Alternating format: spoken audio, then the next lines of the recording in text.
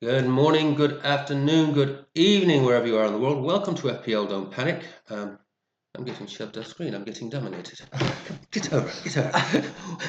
Very special guest now today, Jason, who is in the FPL Don't Panic League. Jason is currently about number 30,000 in the world. He's about 200 in New Zealand, and but most gloriously, he is number one in the FPL Don't Panic Mini League. And I met Jason just before Christmas when I came back from Ireland, full of pies and fry-ups and too much Guinness, and with a size 16 bowling ball that I needed to get rid of. So, Jason, introduce yourself. Tell the people about the first time we met.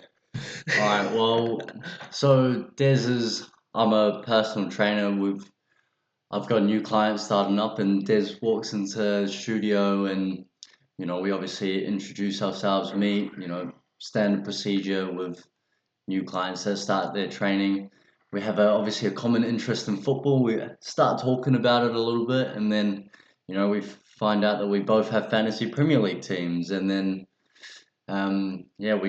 I guess that's how we've stayed so connected, I think. But there's more, Jason. There's more. There is a How many points? You don't have to give the exact number, but exactly who were you level with on points and position out of 11 million odd players globally? Yeah, so funny story actually. When me and Des met, we were exactly on the same amount of points. I don't know exactly how many we were on, Yeah, but it was about game week 21, but I think we were both in roughly 250,000th position. I mean, we were in exactly the same points and thing. I mean, absolutely mental when you think about 11 million players, 11.5 million players around the world, and then just randomly in New Zealand, which is not a very big country, by the way.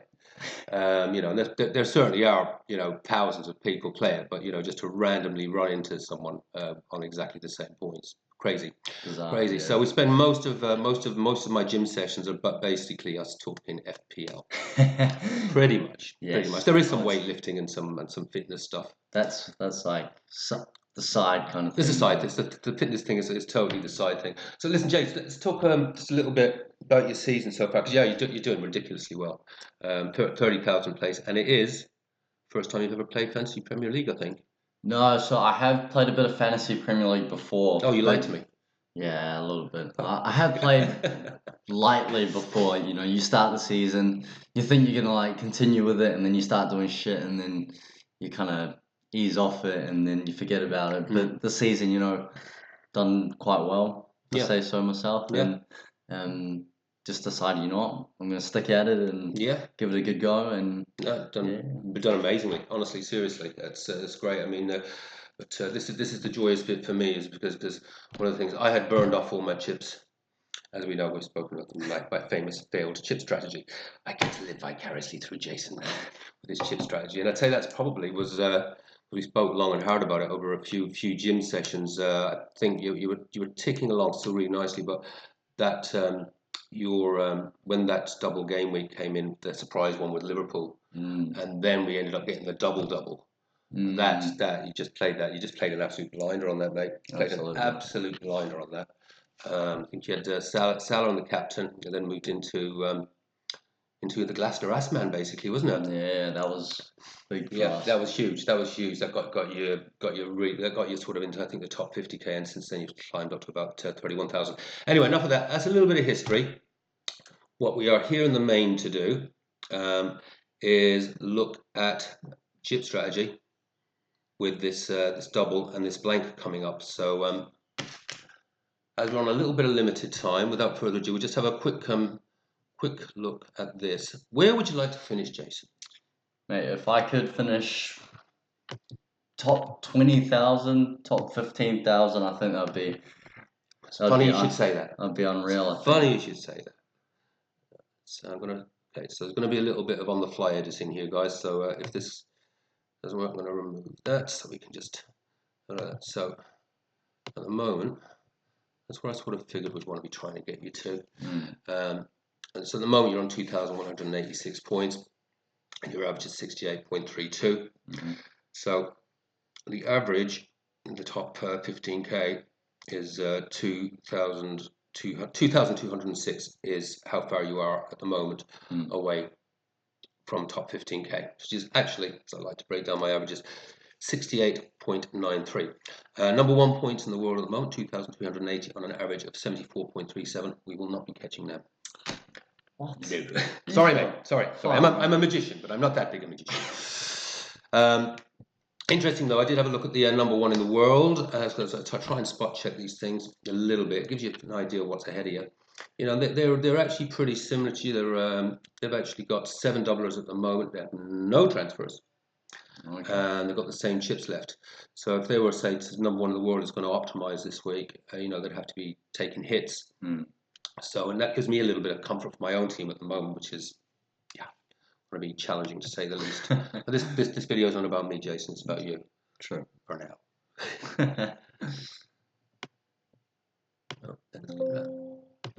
Right. Okay. Hopefully, by the power of technology, I think we'll let's get rid of that one as well. We need all the room.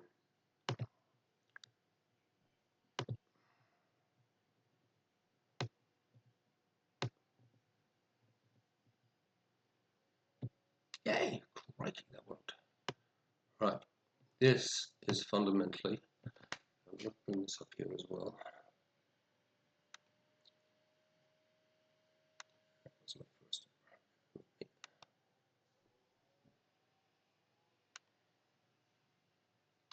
Just a little clear view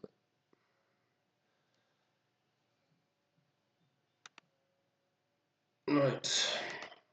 That bit may be edited out or not. Yeah. Right. This is fundamentally your team, Jason. I've sort of laid it out. The way I think you'd line up if you were to do nothing. If you were to do absolutely nothing. So, first one is it's showing just for the first wave of the 11 going out. So you've got what is it? 1, 2, 3, 4, 5, 6, 7, 8, 9. You've got 9 doublers at the moment. You've got 3 transfers, isn't it?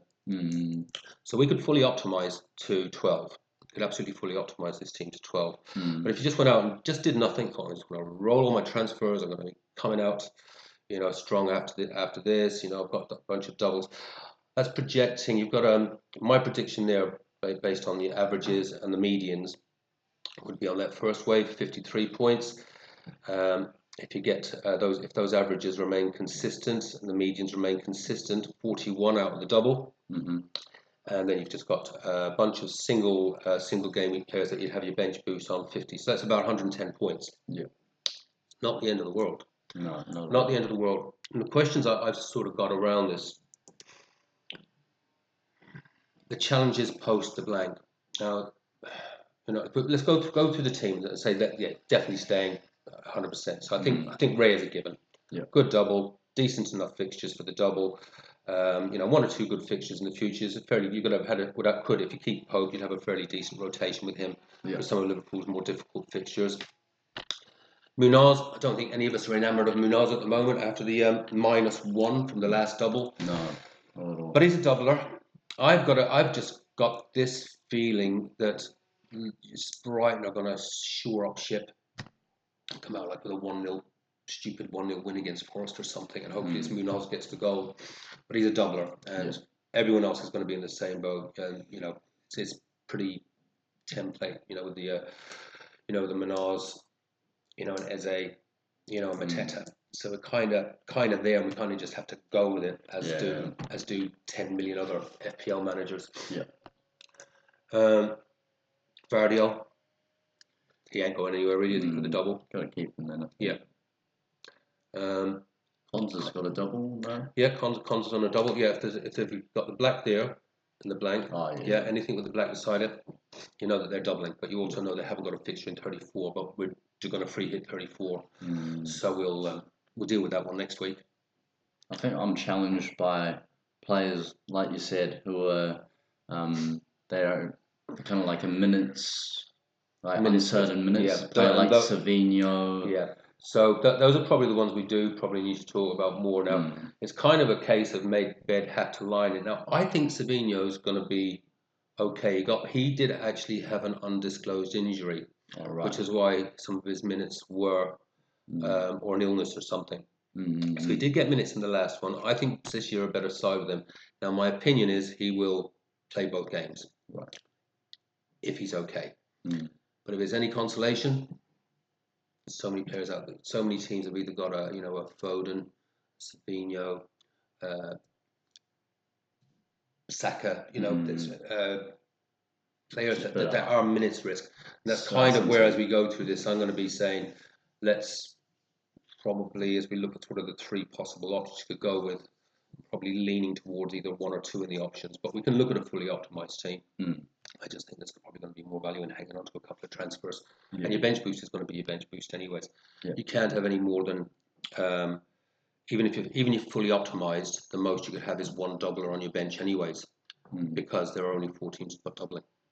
So you're going to have 3 singlets. So in that respect, it doesn't make any difference. So I just think hedge the bets a wee bit, because especially as we come out of that, there's going to be people who are going to be queuing up, and they're not going to have the transfers to do it.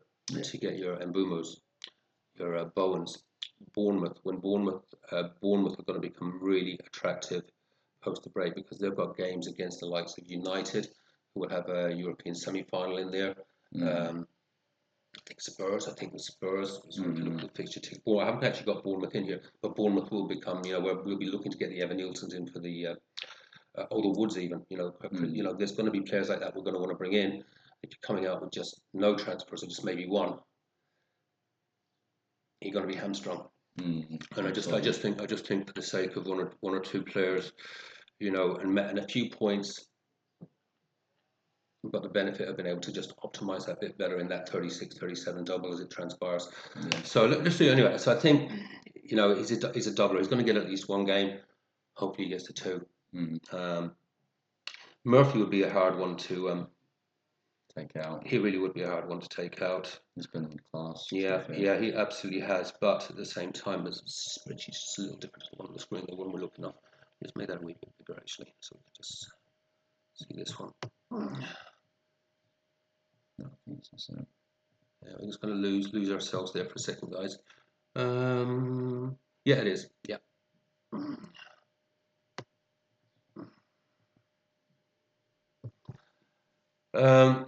Saka, got to go with him now. He has to get minutes, or else he's not going to have any football before they have a European semi-final. My best guess would be that he'll get.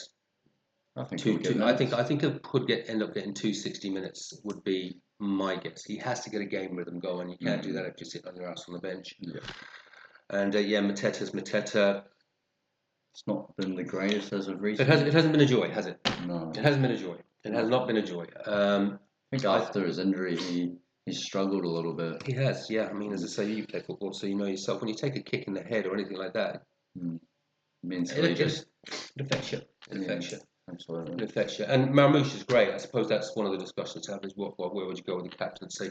Yeah. I think Marmoush is probably the safe bet. Yeah. Saka would be a really good one if he did get all those minutes, because he could easily. That's Ipswich and Palace. But it's a punt. Absolutely. It is a punt and a minute's risk, whereas I think Marmoush is probably safe. Yeah, because doesn't Haaland carry an injury of some sort right now? Yeah, Haaland is certainly going to be out for at least this double. But again, that's the importance of maybe carrying some transfers into post the blank, because he will be coming back somewhere towards the end of the season. And because of his cost, if you did decide that you need to get Haaland in, not sure that's a good idea, but we can work on that one when it gets close to the time. Yeah. The only way you can get to him is if you've got some multiple transfers. So listen, I mean, that's 110 if you absolutely did nothing. But I would say, just to do one transfer, the obvious one is just to turn Gabriel into someone useful. Now I've done a short list there. Now that short list is all doublers, and your options are kind of limited because you've actually got a reasonable array of players from those teams. So if you say you did want to double up on Villa, for instance, it'd have to be Rodgers, or it would have to be or Martinez. again, I think Rodgers probably does play both, but again, it becomes a thing. The easy transfer probably is just to get the Gabriel problem out of the way, and that may prove useful later down the line. But it's a single game week players basically. Who out of those single game week players would you most like to get rid of, and then sort of bring in sort of out of the ones that are available. And the thing I think with doing the Gabriel move to Kiwior, I think Kiwior's pretty safe and he's looking pretty good. And I actually think he's probably potentially more of a goal threat than Saliba. I was going to say that, and Saliba's going to. Is he a fullback? Yeah, I know. Kiwior, yeah. Yeah, he's playing centre back at the moment. Okay. Yeah, and it seems to be working. But doing Kiwior, who's looking pretty safe, gives you some money for some other things you might want to do when you do want to maybe look at Mbeumo, look at Foden, not look at Foden, Mbeumo, Bowen, etc. That will give you a bit of money in the bank. I don't think you've got anything in your bank at the moment, have you? No. Should we throw Kiwior in there? Yeah, I think that's definitely the play as of now. I've just realised what I can do here. We should still stay on the screen.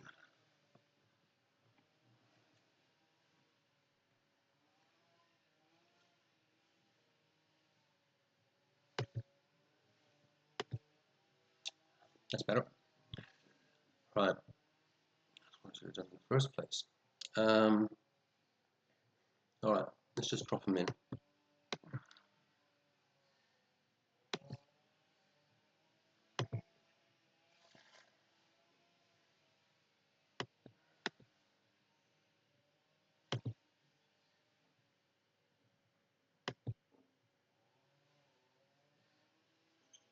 Okay.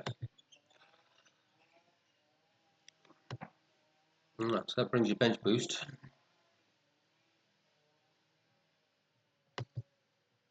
Brings up a wee bit. We'll put a 22. Go on the low side of that thing. 22 and 22. Mm-hmm. I'll write that one down. 22 with one sub. So if you stopped there, you're still about 100. Yeah, say it's about 100. And remember, these numbers are without captaincy as well. Oh, of course, yeah. Sorry, yeah. That's how we get the. You also get the projection going forward here as well. Yep.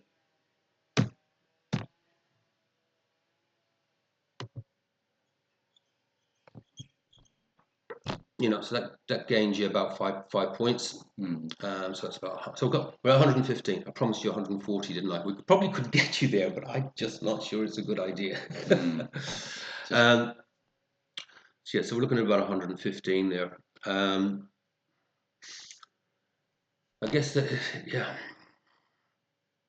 Who out of that? I'm just reluctant to lose Newcastle, but it's like there's Rodgers there. Out of all of them, who's going to be the most definitive starter? Martinez. It'll up your points a wee bit. Pope, get a double. But again, does that really give you much in the long run, given that you're going to be burning the transfer, and you're only going to probably gain a few points? They're not the easiest of fixtures. Everton, potentially, Villa, you don't know. Villa are obviously wrapped up in multiple competitions. Rodgers probably gives you the biggest boost. Rodgers would effectively, if you took him out, I suppose it would have to be Murphy, because I'm assuming you wouldn't want to. Well, yeah, it would have to be Murphy. That's the only option there. We'll gain you about 7 points. We'll throw him in. Rodgers is very, very going to be really highly owned. So I guess the other thing it does give you a wee bit there as well is protection against other players that will have him. Sorry, I'm going to throw him in from Murphy. It seems ridiculous to transfer Murphy out, given the form he's been showing. But bearing in mind, you do have your you can bring him back in for that blank. They've got Ipswich at home. Yeah. They've got Ipswich at home, so that does as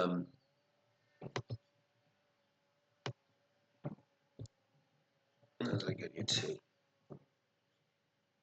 20.8. So actually brings it down because his numbers were so good. But you'll catch it on the on this side here.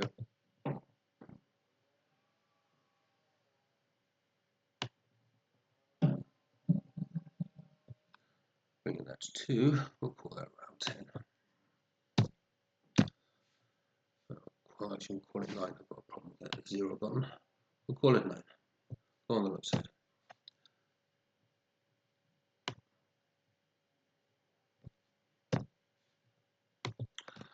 Right, DMF.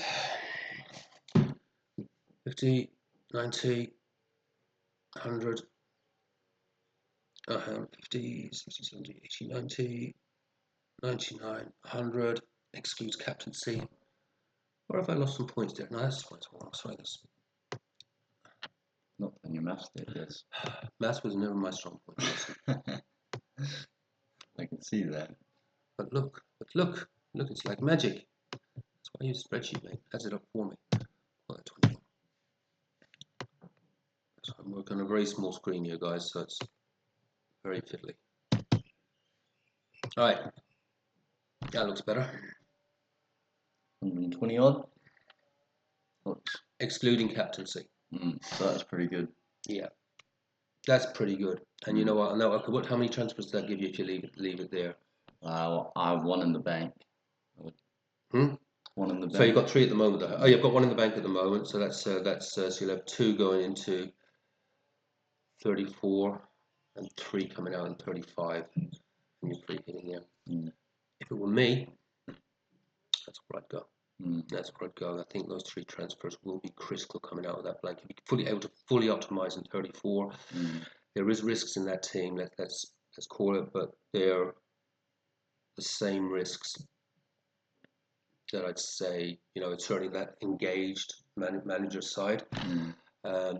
The same risks that most managers have at the moment, and that's what a top 1 million say, or a big majority of them. I just think coming out with 3 transfers in 35, 120 would be a good haul. Remember, I do the projections without captaincy for the whatever the fuck will happen does happen, because something always happens. But if you did by some miracle get a clean game and a couple of captain's hauls in there, 140 could be there. Absolutely. 140 could be there. I just think the value, rather than sort of, do we do it bringing it to Bruyne? Yeah, we absolutely could up those averages. We could get it by another 6-7 points. Or Rashford. It's just fraught with risk. And I just think, as I say, look at when you're coming out here in 35. We'll be wanting to look at, like I said, Bowen are going to be sought after. I mean, there's a little part of me thinking, do you buy one now and throw them in? But there isn't really a place to put them, because it's, unless you would have enough money because you've done Kiwi, or you could turn Rodgers into an Mbeumo. Could be some advantage with that, but I think Rodgers will play too. And he's looking good. He's like a machine. Boy, he's turning into the new Bruno. He's just like, just 90-minute man. Just don't worry about it. Just playing 90 minutes all the time. Yeah, no, he's class. Yeah, but I reckon that's not bad. I don't think that's bad. And as I say, it's sort of just projecting out. You've still got some players in there with some decent fixtures. I moved to think, I think this is probably the sort of time around where we do need to worry about Foden. So I just think coming out there with 3 transfers, where you can, start to look at, Bournemouth, Brentford, a little bit of West Ham, some great fixtures, playing against the likes of your Man Uniteds and your Man Cities, and they've got these bloody European matches, in a few weeks' time. In that sort of 36, 37, 38 area, there's going to be European semi-finals, European finals. The rotation is going to be huge, and the teams are going to want to target are going to be the teams that are fighting. Newcastle. Getting the Newcastle boys back in. That are fighting. Nothing else involved in, just fighting for that those Champions League places and in form, like Newcastle. Yeah. So what do you reckon? Yeah. So I think the 2 transfers is probably the way to go. Seems like gives me the most upside for the rest of the season. It's a good halfway house. It's a good halfway house. You know, you've got 11 doublers out there if I'm reading that right. 1, 2, 3, 4, 5, 6, 7, 8, 9, 10. Yeah, you got 11 doublers out there. You know, just think, yeah, we could go the 12. Turn Pope into a Martinez. I just think the transfer is going to be more valuable coming out. Don't mess around with goalkeeper transfers. Yeah. You know, and then you've got those transfers coming out. And as I say, that free hit in 34. We'll do a free hit video. We'll review this and see how well or badly it's gone. Yeah. The risk in there, and it is just simply, but it's the same for everyone, I think. You know, to be honest with you, and I hope the risk comes true that, you know, the Ezes and the Savinhos and the Sakas do just play one game, because it levels the playing field for me. You know, because I do not have this luxury. I do not have this luxury. So what do you reckon? So go on with this? Yeah, I think that's guys, anyone out there watching, if you've got any other suggestions, it's not too late to stop us committing Harry Carey. But I think this is what we're going to go with. I think we've got about 12 hours till deadline, so do not do these transfers now, as I don't think there's any real need to. We'll just wait until just in case you just get news, for instance.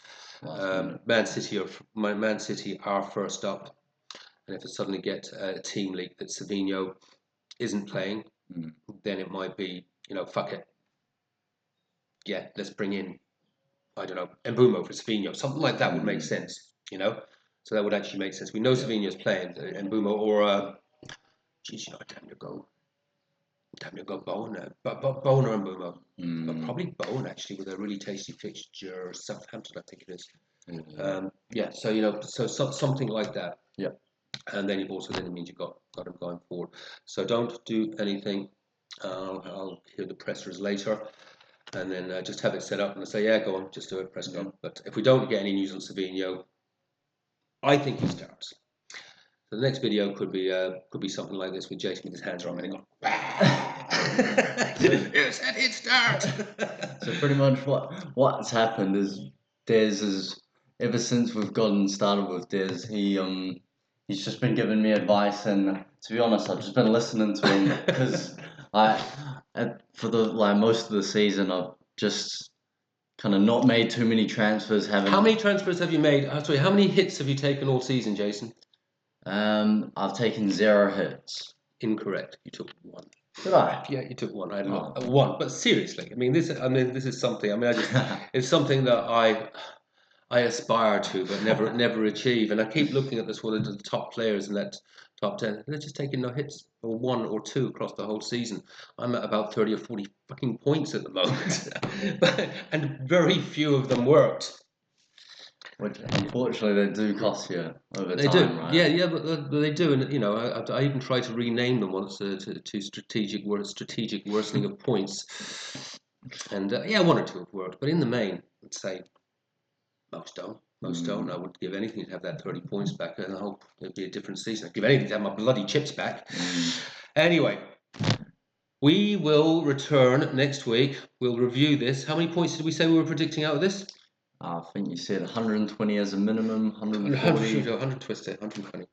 We'll write that down in the contract. Just sign here. I don't think my girlfriend would be very happy. That's going on the back of my Valentine's card. 120, we'll come back. We'll see how that actually performed. And then we will also set up Jason's free hit team for game week 34. And hopefully we can inch in towards that top 15k. In the meantime, take care, have fun, play your own game, and above all else, have fun. No! Fuck, we rehearsed this, man. What's the name of my channel? So, well, we'll do it again. So, have fun, play your own game, but above all else, don't panic. Take care. See you next week, folks. I hope you all have great game weeks. Bye-bye. Fucking useless.